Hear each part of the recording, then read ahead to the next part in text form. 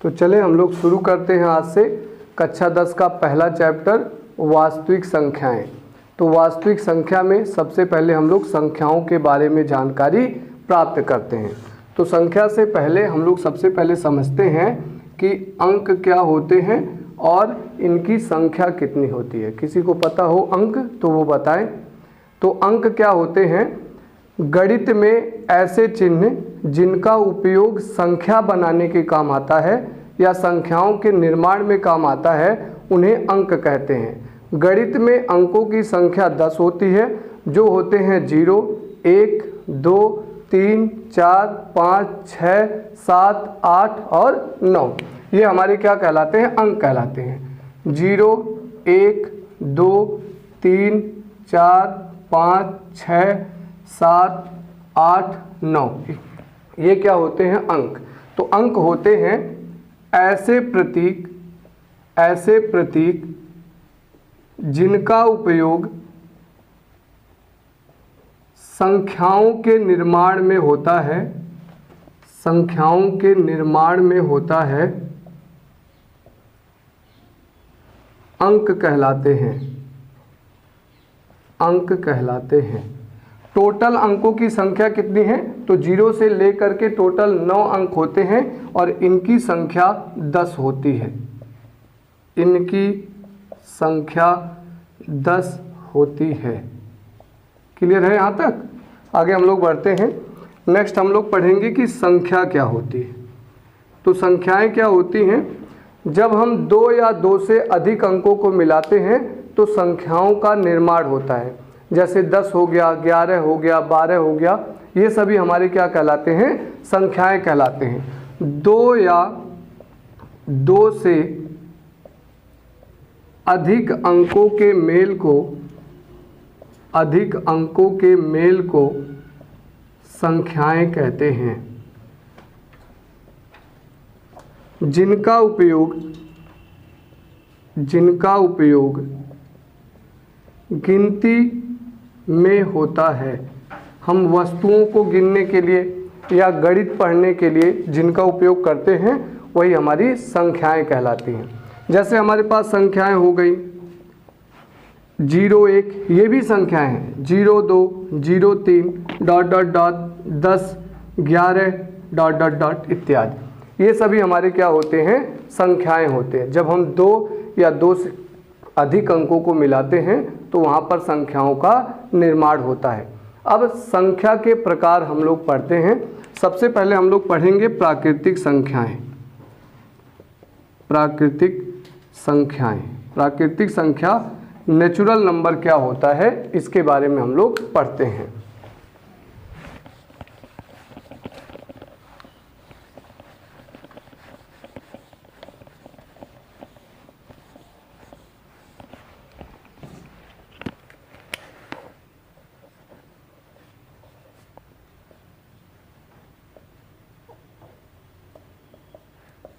प्राकृतिक संख्याएं, हम सभी लोग इससे पहले की कक्षाओं में संख्या रेखा पढ़े होंगे।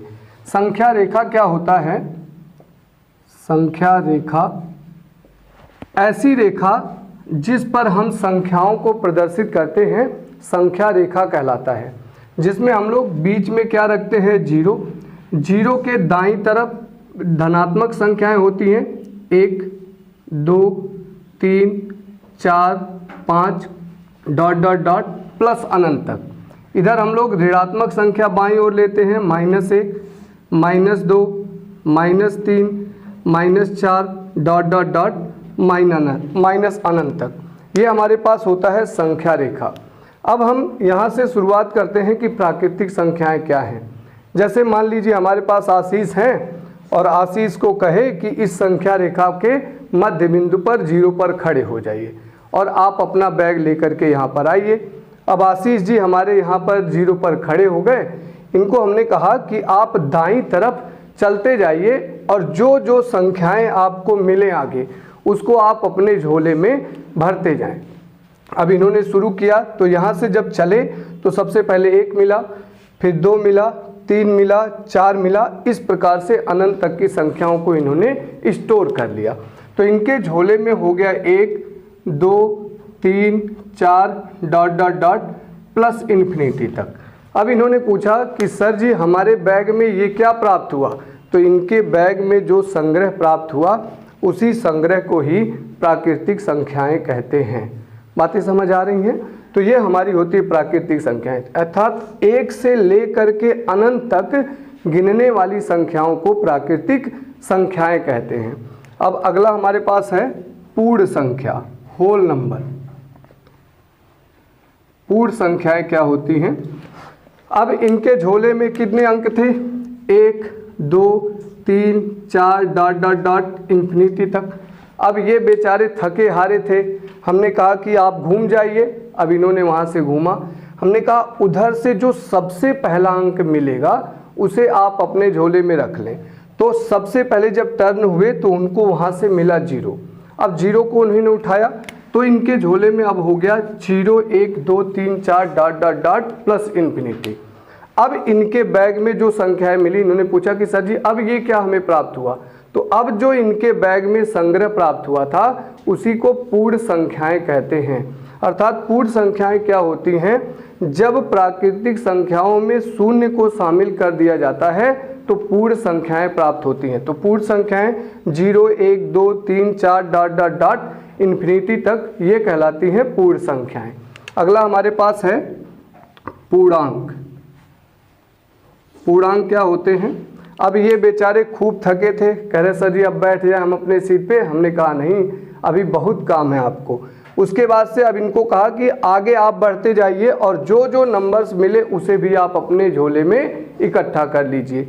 अब इसके बाद बढ़े तो इनके बैग में already 0 1 2 3 4 dot dot dot infinity तक थी। अब ये जब इधर मुड़े तो अब आया -1 -2 -3 -4 dot dot dot minus infinity तक। इनको उठाए तो -1 -2 -3 -4 dot dot dot minus infinity. अब इन्होंने पूछा कि सर जी अब ये संग्रह क्या प्राप्त हुआ, तो हमने कहा कि अब जो आपके बैग में संग्रह प्राप्त हुआ संख्याओं का, उन्हीं को पूर्णांक संख्याएं कहते हैं। तो पूर्णांक संख्याएं माइनस इन्फिनिटी से प्लस इन्फिनिटी तक की संख्याओं को पूर्णांक संख्याएं कहते हैं, जिनमें 0 भी शामिल होता है। ये जो पूर्णांक संख्याएं होती हैं जिन्हें हम इंटीजर कहते हैं, ये 2 प्रकार की होती हैं। एक होते हैं धनात्मक पूर्णांक संख्याएं और एक होता है ऋणात्मक पूर्णांक संख्याएं। 1 2 3 4 डॉट डॉट डॉट इन्फिनिटी तक की संख्याओं को धन पूर्णांक संख्याएं, ये धन पूर्णांक संख्याएं कहलाती हैं। और जो हमारे पास -1 से लेकर के -इन्फिनिटी तक हैं, इन्हें ऋण पूर्णांक संख्याएं कहते हैं। ये है ऋण पूर्णांक संख्याएं। क्या 0 धनात्मक पूर्णांक या ऋणात्मक पूर्णांक संख्या होता है? नहीं, 0 केवल और केवल पूर्णांक होता है। ये ना धनात्मक पूर्णांक होता है ना ऋणात्मक पूर्णांक होता है। अर्थात 0 के आगे ना कभी प्लस चिन्ह लगाया जाता है और ना ही 0 के आगे माइनस चिन्ह लगाया जाता है, क्योंकि प्लस चिन्ह लगाने का मतलब यह धनात्मक पूर्णांक को और माइनस चिन्ह लगाने का मतलब यह ऋणात्मक पूर्णांक को प्रदर्शित करता है। तो 0 धनात्मक पूर्णांक और ऋणात्मक पूर्णांक नहीं है, इसलिए इसके आगे ना तो प्लस चिन्ह का और ना ही माइनस चिन्ह का उपयोग किया जाता है। बात यहाँ तक समझ आ रही है? आगे जितने भी प्राकृतिक संख्याएं होती हैं, सभी प्राकृतिक संख्याएं पूर्ण संख्या और पूर्णांक होते हैं, और सभी पूर्ण संख्या पूर्णांक होता है, परंतु पूर्ण संख्या प्राकृतिक नहीं होता, क्योंकि 0 पूर्ण होता है परंतु प्राकृतिक नहीं है। ऐसे ही सभी पूर्णांक ना ही पूर्ण होते हैं और ना ही प्राकृतिक होते हैं। जैसे -1 पूर्णांक है परंतु यह पूर्ण नहीं है और प्राकृतिक भी नहीं है। आगे हम लोग बढ़ते हैं। नेक्स्ट हमें पढ़ने हैं परिमेय संख्या। परिमेय संख्याएं। परिमेय संख्याएं क्या हैं? ऐसी संख्याएं जिन्हें P/Q के रूप में लिखा जा सकता है, जहां Q is not equal to 0 हो, परिमेय संख्याएं कहलाती हैं। और P और Q सहअभाज्य संख्या होनी चाहिए। सहअभाज्य संख्याएं क्या हैं देखते हैं।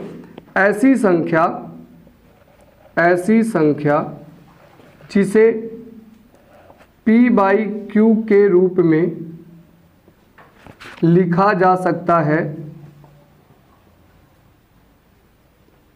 जहां q is not equal to 0 तथा p व q सहअभाज्य संख्याएं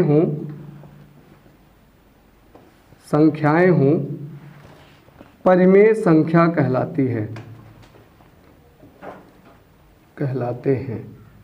ये हैं परिमेय संख्याएं।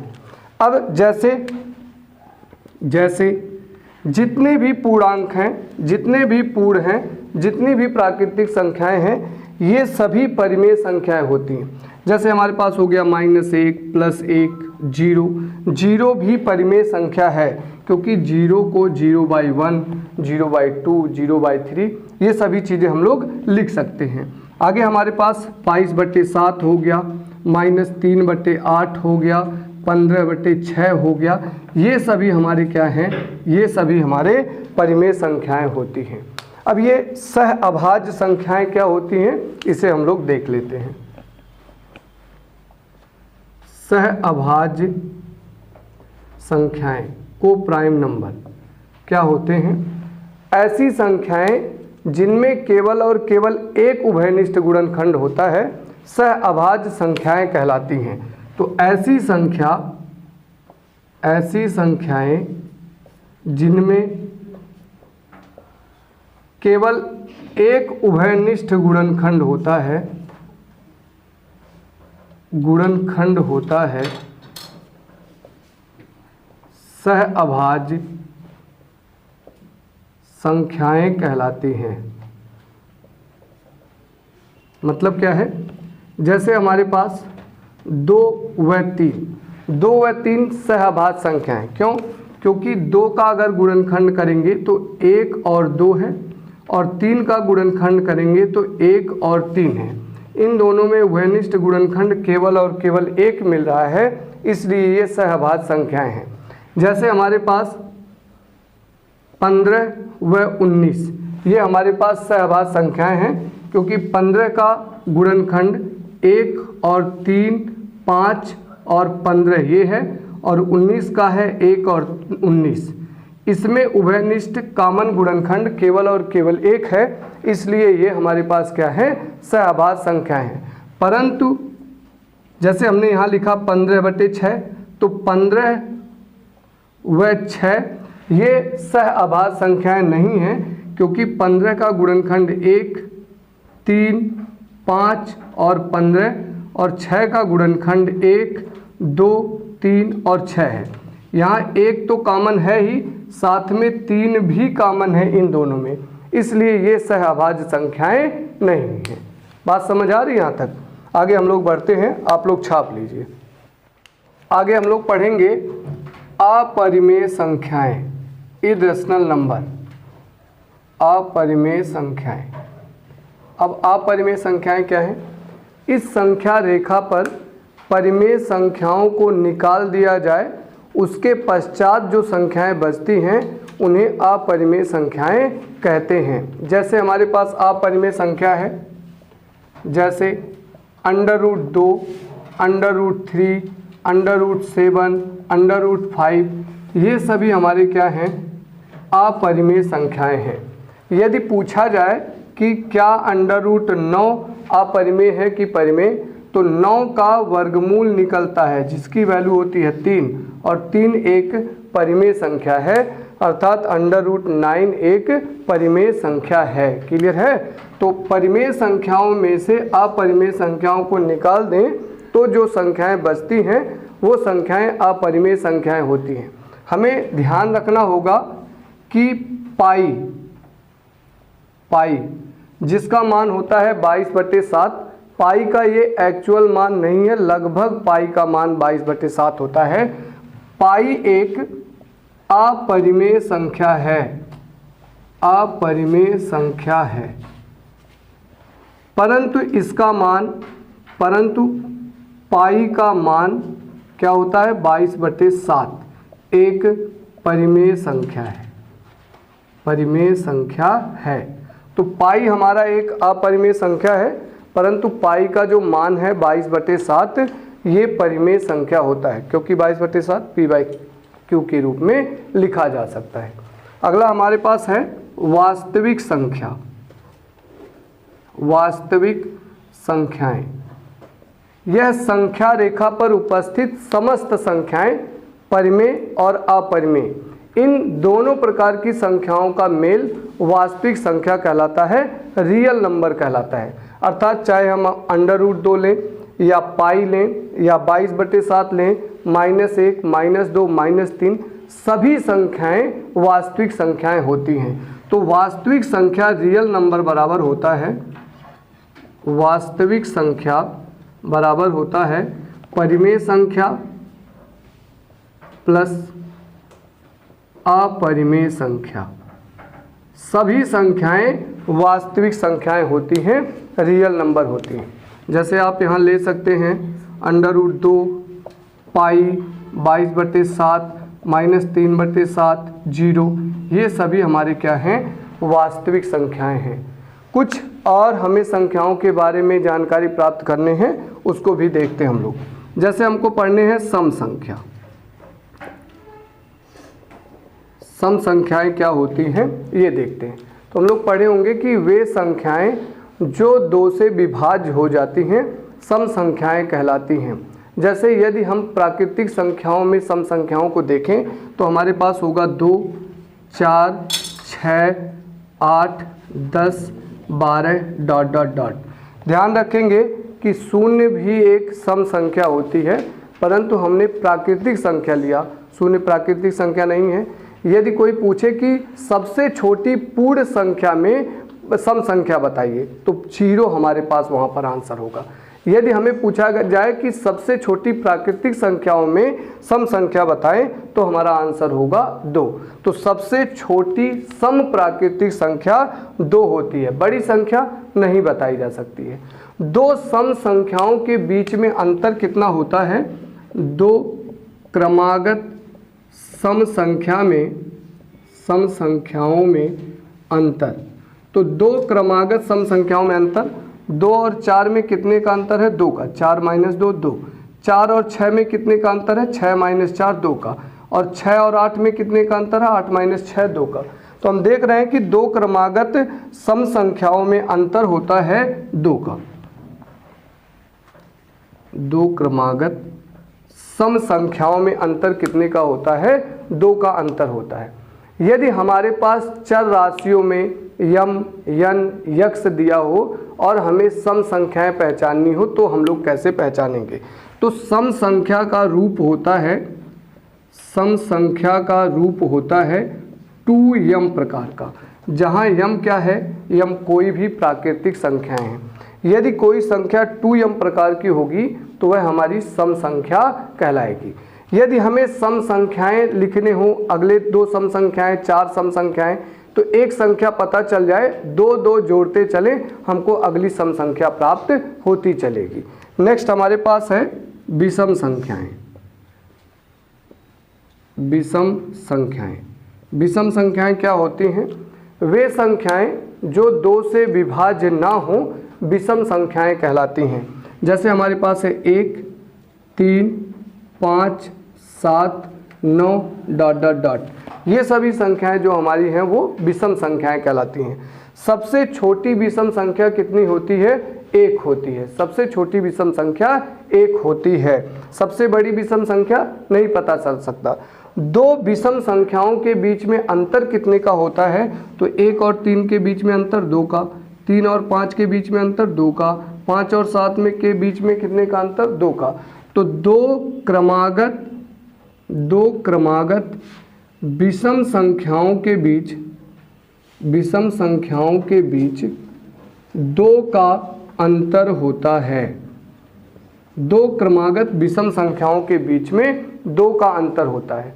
यदि हमें विषम रूप लिखने हो संख्याओं के, यदि हमारे पास कोई संख्या यम या यन हो तो वो विषम रूप उसका लिखना हो तो क्या होगा, तो संख्याओं का विषम रूप होगा 2m + 1 या 2m - 1।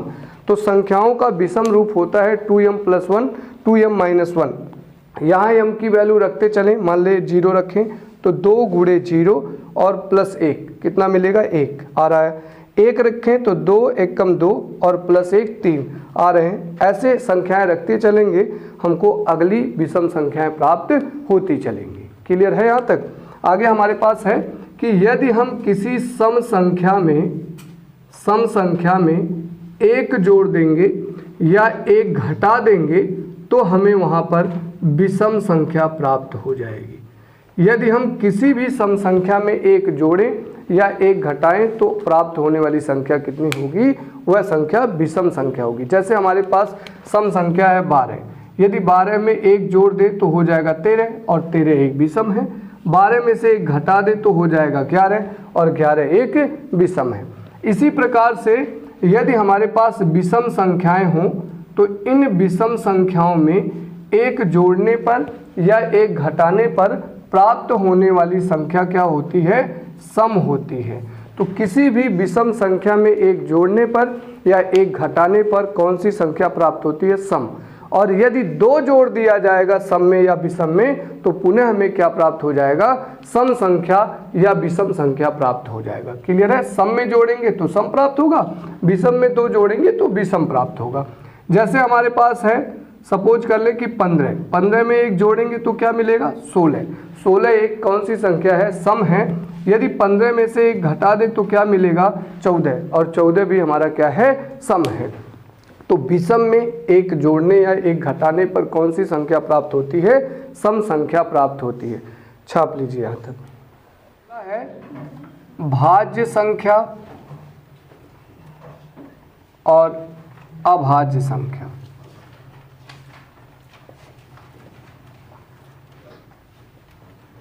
भाज्य संख्या क्या होता है, ऐसी संख्या जिसके 2 से अधिक गुणनखंड होते हैं भाज्य संख्याएं कहलाती हैं। ऐसी संख्या जिसका 2 से अधिक गुणनखंड होता है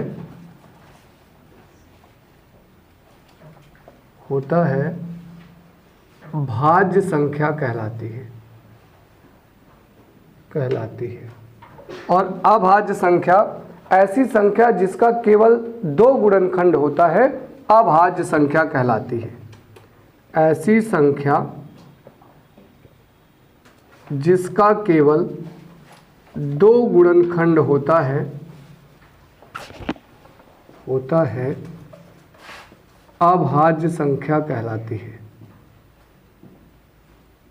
है। अब इसमें ना 2 से कम गुणनखंड होने चाहिए और ना ही 2 से ज़्यादा गुणनखंड होने चाहिए। हमारे पास प्राकृतिक संख्या है 1 2 3 4 5 6 7 8 9 ... ये हमारे पास प्राकृतिक संख्या है। हम सभी इसका गुणनखंड देखते हैं। अगर 1 का गुणनखंड करें तो कितना आएगा, केवल और केवल 1, अर्थात 1 के गुणनखंड की संख्या कितनी होती है, 1 होती है। हम सभी जानते हैं कि कोई भी संख्या 1 से और स्वयं से विभाज्य होती है। सभी संख्याएं 1 से और स्वयं से विभाज्य होती हैं। ऐसे ही 2 का गुणनखंड करेंगे तो क्या आएगा, 2 1 से विभाज्य है और 2 से विभाज्य है, तो इसके गुणनखंड की संख्या कितनी है, 2। ऐसे 3 का देखें तो 3 1 से और 3 से। 4 का देखें तो 1 से 2 से और किससे, 4 से। इतनी संख्याओं से विभाज्य है। अब हम लोग इसमें भाज्य और अभाज्य देख रहे हैं। तो अभाज्य संख्या जिसका केवल 2, तो 2 के कितने गुणनखंड, 2, 1 और स्वयं 2, तो 2 हमारा अभाज्य संख्या है। 3 के कितने हैं, 1 और 3, तो 3 हमारा अभाज्य। ऐसे ही 4 के 3 गुणनखंड हैं, तो 3 गुणनखंड है अर्थात 2 से अधिक, तो 4 हमारा क्या है, अभाज्य संख्या है। और देखिए 4 के बाद 6, ऐसे ही 8 और 9 10 12 ... ये सभी हमारे क्या है, अभाज्य संख्या हैं, सॉरी भाज्य संख्या। ऐसे अभाज्य संख्या 2 3 5 7 11 इत्यादि, ये सभी हमारे क्या हैं, अभाज्य संख्याएं हैं। तो सबसे छोटी भाज्य संख्या क्या होती है, सबसे छोटी भाज्य संख्या 4 होती है और सबसे छोटी अभाज्य संख्या 2 होती है। ये हम लोग ध्यान रखेंगे। एक भाज्य है या अभाज्य, तो एक ना तो भाज्य है और ना ही अभाज्य होता है। क्लियर है यहाँ तक? आगे बढ़ते हैं हम लोग, छाप लीजिए। आगे बढ़ते हैं, यूक्लिड विभाजन प्रमेयिका। यूक्लिड विभाजन प्रमेयिका क्या है देखते हैं हम लोग। यह प्रमेयिका है, कहता है कि यदि हमारे पास दो धनात्मक पूर्णांक a और b दिए हुए हों तो दो पूर्णांक ऐसी अद्वितीय पूर्णांक संख्याएं प्राप्त होती हैं q और r, जो इस प्रकार होती हैं कि a बराबर bq प्लस r होती हैं, जहां r का मान 0 से बड़ा या 0 के बराबर तथा b से छोटा होता है। प्रमेय क्या कहता है कि दो धनात्मक पूर्णांक a व b दिए रहने पर ऐसी अद्वितीय अर्थात यूनिक, इसके जैसा कोई नहीं, अद्वितीय पूर्ण संख्या q व r विद्यमान होती हैं कि a बराबर बी क्यू प्लस r, जहाँ r की वैल्यू 0 या 0 से बड़ा तथा b से छोटा होता है। इसे हम लोग कुछ ऐसे समझते हैं। पहले हम लोग भाग पढ़े होते हैं, तो भाग में ये पढ़ते हैं कि जो वैल्यू यहाँ लिखी होती है उसे भाज्य कहा जाता है, और जो यहाँ लिखी होती है उसे भाजक कहते हैं, और जो यहाँ प्राप्त होता है उसे भागफल, और जो यहाँ प्राप्त होता है उसे शेषफल कहते हैं। यही कह रहा है कि यदि दो धनात्मक पूर्णांक संख्याएं भाज्य और भाजक दिए हों, जहां हम भाज्य को a तथा भाजक को b मानेंगे, तो हमें सदैव दो ऐसी संख्याएं मिलेंगी, एक भागफल और एक शेषफल। ये भागफल हमारा q है और ये शेषफल हमारा r है। ये इस प्रकार से मिलेगा कि शेषफल का मान 0 के बराबर या 0 से बड़ा तथा इसका मान भाजक यानी कि b से छोटा होगा। कभी भी शेषफल का मान भाजक के बराबर या भाजक से बड़ा नहीं हो सकता। जैसे हम लोग लें कि हमारे पास है 2 से हम भाग दे रहे हैं 4 में, 2 से भाग दे रहे हैं 5 में और 2 से भाग दे रहे हैं 6 में। तो यहाँ पर जो संभावना बन रही है शेषफल की, यदि हम 2 से भाग दे रहे हैं तो ये कहता है कि शेषफल किसी भी संख्या में 2 से अगर हम भाग देते हैं तो या तो शेषफल 0 होगा या तो 1 होगा। कभी भी शेषफल हमारा 2 नहीं हो सकता यदि हम 2 से भाग दे रहे हैं। जैसे यहाँ पर 2 से भाग दिए तो 2 दूनी 4 कट गया, तो यहाँ पर शेषफल की वैल्यू कितनी आई? 0 आई। तो यहाँ r का मान 0 है। यहाँ भाग दिए तो 2 दूनी 4, कितना बचा? 1। तो यहाँ पर r का मान कितना है? 1। पुनः अगली संख्या में भाग दिए तो 6 कट गया, कितना मिला? 0। तो हम देख रहे हैं किसी भी संख्या में अगर हम 2 से भाग दें तो केवल और केवल शेषफल जो मिलने की संभावनाएं हैं वो 0 या 1 हो सकती हैं। और भी कई नंबर्स ले सकते हैं, जैसे हम 5 में भाग दें 25, 5 से भाग दें 26 में, और ऐसे ही 27 में, और ऐसे ही 28 और 29 में, फिर अगली संख्या 30। ये भाग दें तो यहाँ 5 से भाग देंगे तो 5वां 25 होगा, कट गया। यहाँ r की वैल्यू कितनी मिली? 0। यहाँ भाग दिए तो 5वां 25 हुआ, बचा 1। यहाँ r की वैल्यू कितनी प्राप्त हुई? 1। यहाँ 5वां 25 हो गया, कितना मिला? 2। r की वैल्यू 2। और यहाँ भाग दिए तो 5वां 25 हुआ, बचा 3। r की वैल्यू कितनी प्राप्त हुई? 3। यहाँ भाग दिए तो 5वां 25 हुआ और 4, r की वैल्यू 4। और फिर दिए तो 5 छक्का 30 कट गया, और कितना मिला? 0। हम देख रहे हैं कि जब भी हम 5 से भाग देंगे तो शेषफल प्राप्त होने की संभावना 0, 1, 2, 3 और 4 हो सकती है। यही ये स्टेटमेंट बताता है, यूक्लिड विभाजन प्रमेयिका बताता है। क्लियर है? आगे बढ़ते हैं, यूक्लिड विभाजन एल्गोरिथम क्या होता है।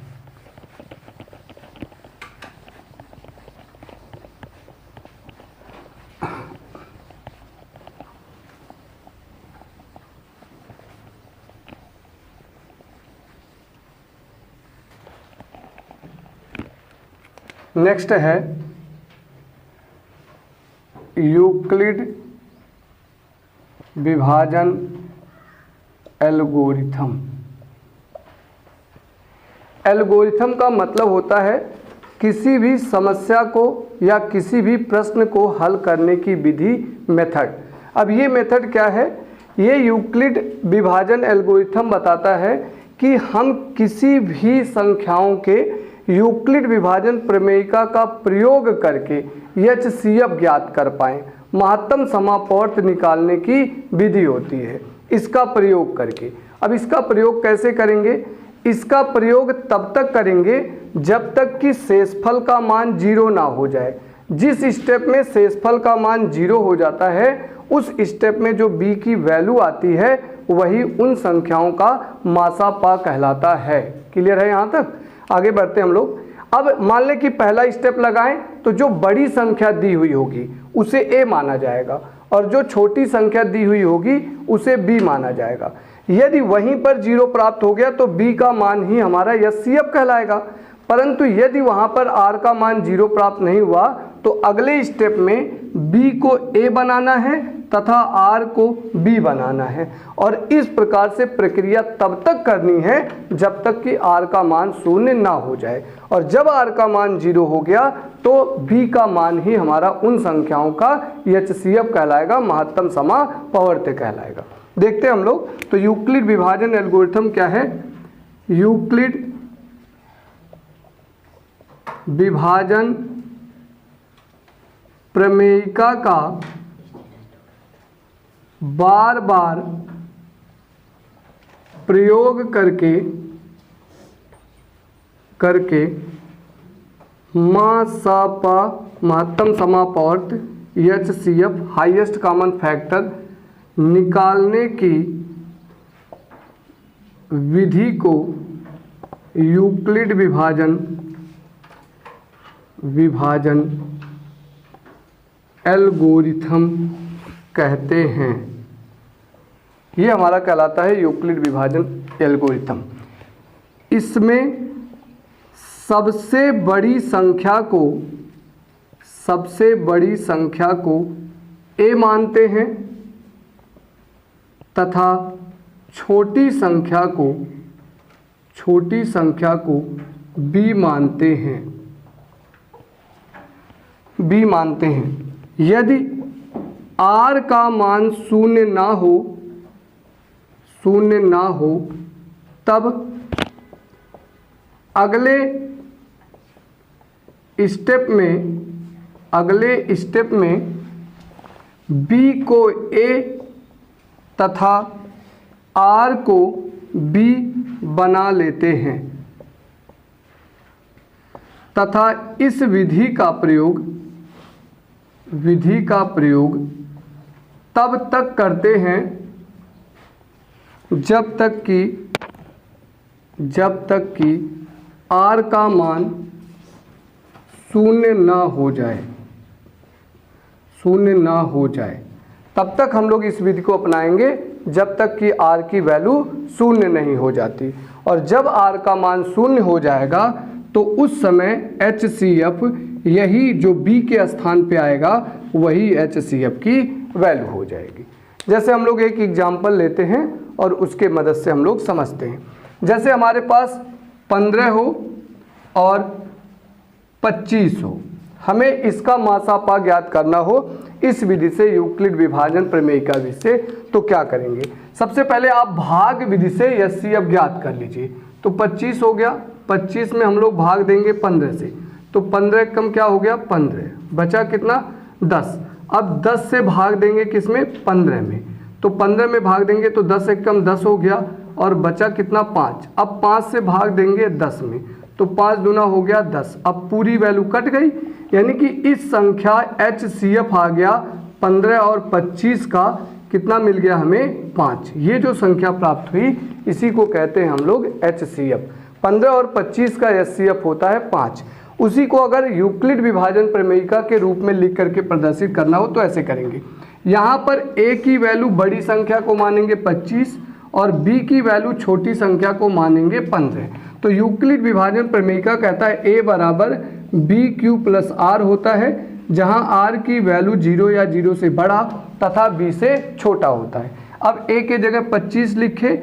अब यहाँ से आप लिखते चलिए, तो ये 25 बराबर क्या होगा 15 गुणे 1, तो 15 हो गया बी के जगह, इसमें किसका गुणा 1 का, और बचा कितना 10। हम देख रहे हैं कि यहाँ आर का मान 0 नहीं है, 10 है। अगले स्टेप में इस 15 को ए के स्थान पे और इस 10 को बी के स्थान पे। अब यहाँ से देखें तो इस 15 को अब क्या लिखेंगे 10 और गुणे 1, 10 में कितने का गुणा 1 का, 10 एक कम 10, कितना जोड़ेंगे ये बचा 5 जोड़ेंगे। इस प्रकार से अभी भी हमें आर का मान 0 नहीं मिला। अगले स्टेप में इस 10 को ए बनाएंगे और ये आर को बी बनाएंगे, तो 5 में कितने का गुणा 2 का, यहाँ देख रहे हैं 10 को 5 गुणे 2, और कितना बचा शेषफल 0। यहाँ आर की वैल्यू 0 हो गई, इसलिए H C F of 15,25 equal to कितना मिल गया, ये बी की वैल्यू जो मिली 5, यही हमारा हो गया इसका मासापा। इस प्रकार से मासापा ज्ञात करने की विधि को यूक्लिड विभाजन एल्गोरिथम कहते हैं। चलते हैं क्वेश्चन, ये हमारे पास क्वेश्चन है, हम लोग इस क्वेश्चन को देखते हैं। तो पहला एनसीईआरटी का उदाहरण है 4052 और 12576 का HCF यूक्लिड विभाजन एल्गोरिथम का प्रयोग करके ज्ञात कीजिए। तो सबसे पहले भाग विधि से हम लोग ज्ञात कर ले कि क्या हमारे पास HCF आने वाला है। तो भाग विधि से ज्ञात करेंगे तो 4052 में भाग दिए 12576। अब इसका कितनी बार मल्टीप्लाई करेंगे तो 3 बार, तो 3 से करेंगे तो 3 दूना 6 और 3 पचे 15 और यहाँ पर हो गया 1 और 3 चौके 12, घटाएंगे 6 में से 6 गया 0, 7 में से 5 गया 2, 5 में से 1 गया 4 और ये कट गया 420 आ गया। अब भाग देंगे 4052, तो 4052 में कितने बार होगा तो 10 बार तो कर नहीं सकते, 9 बार, तो 9 बार होगा तो 0, 9 दूनी 18 हासिल 1, 9 चौक 36 और 1 37, यहाँ 2 में से 0 गया 2, 15 में से 8 गया 7, यहाँ बचा 9, 9 में से 7 गया 2, 272। अब 272 से भाग देंगे 420 में तो कितना आएगा 1 बार, तो हो जाएगा 272, बचा कितना 10 में से 2 जाएगा 8, यहाँ बचा 1, 11 में से 7 जाएगा 4, यहाँ बचा 3, 3 में से 2 जाएगा 1, 148 से भाग देंगे 272, फिर कितनी बार जाएगा 1 बार, तो 1 बार जाएगा तो 148 हो गया, 12 में से 8 जाएगा 4, यहाँ 6 में से 4 गया कितना बचा 2 और यहाँ 2 में से 1 गया 1, 124 भाग देंगे 148 में तो कितना होगा 1 बार, तो होगा 124 और बचा कितना 24। अब 24 से भाग देंगे किसमें 124 में, तो 24 से इसमें भाग देंगे तो 5 बार, 5 चौके 20 हासिल बचा 2, 5 दूनी 10, 2 12, 120 बचा 4। अब 4 से भाग देंगे 24 में और हो गया 6, 4 6 24 और कट गए 0, यानी कि यहाँ से HCF कितना मिल गया 4।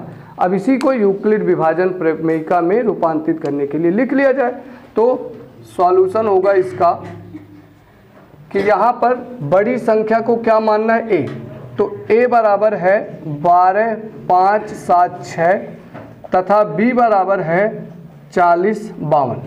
यूक्लिड विभाजन प्रमेयिका क्या था, a equal to b q plus r, जहाँ r की वैल्यू 0 या 0 से बड़ा तथा b से छोटा।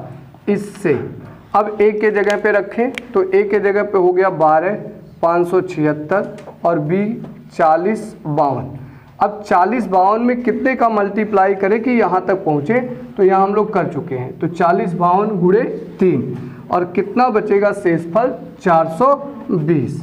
यहाँ हम देख रहे हैं कि r की वैल्यू 0 के बराबर नहीं है, अतः अगले स्टेप में क्या करेंगे, इस b को a बनाएंगे तो 40, 52 और इस r को क्या बनाएंगे b 420।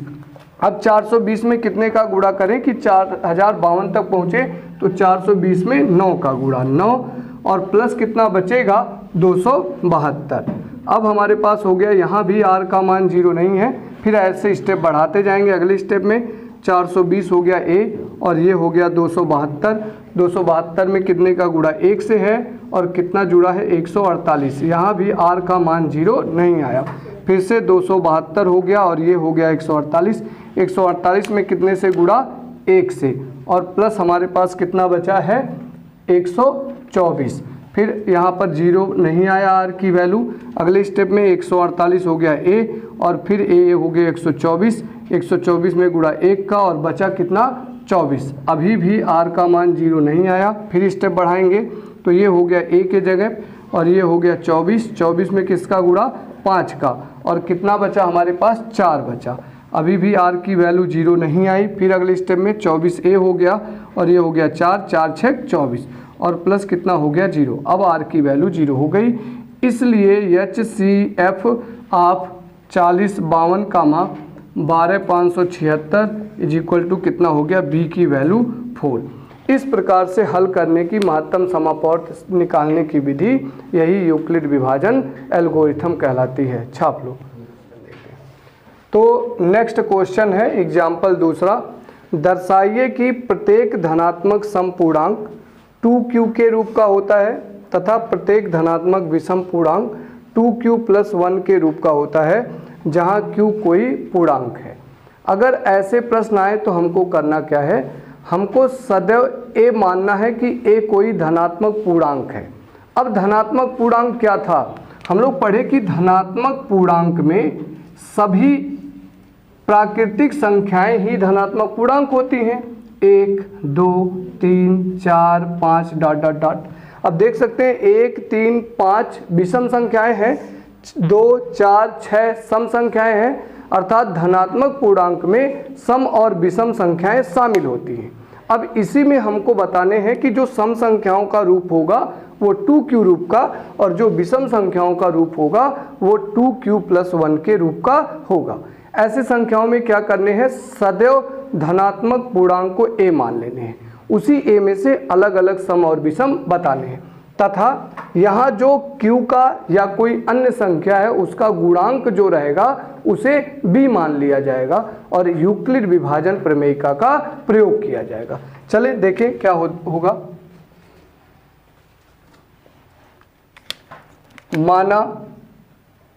माना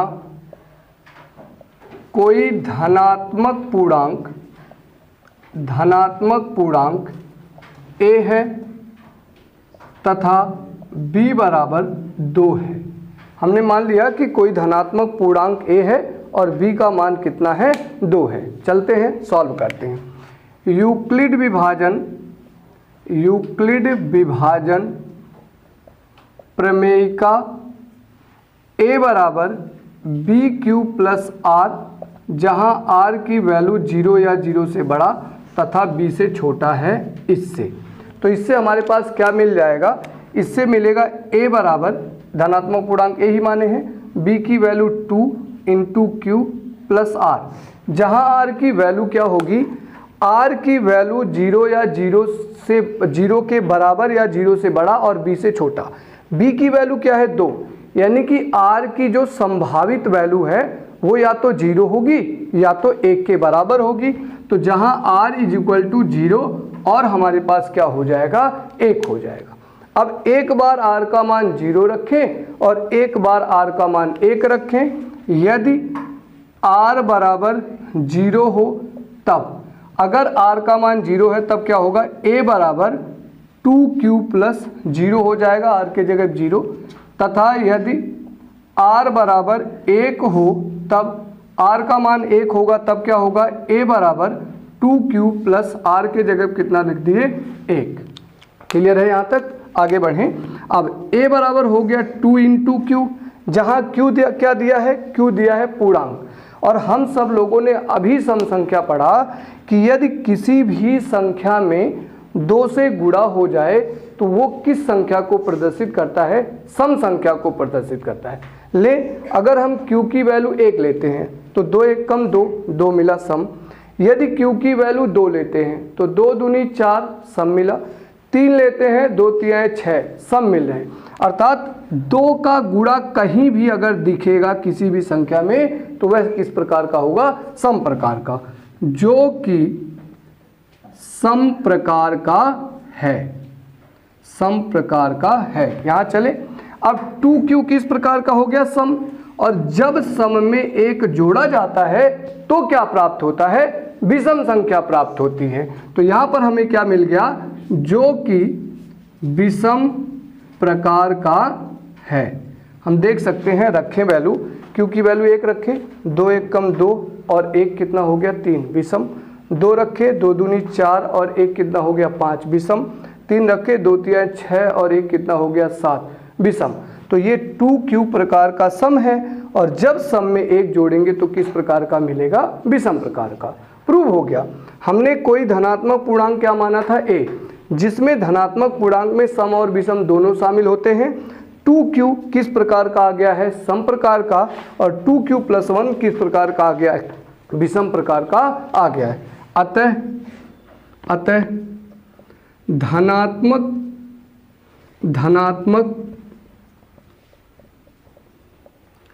समपूर्णांक 2q रूप का तथा धनात्मक विषम पूर्णांक 2q + 1 रूप का होता है। इस प्रकार से ऐसे प्रश्नों को हम लोग सॉल्व करेंगे। आप लोग छाप लें।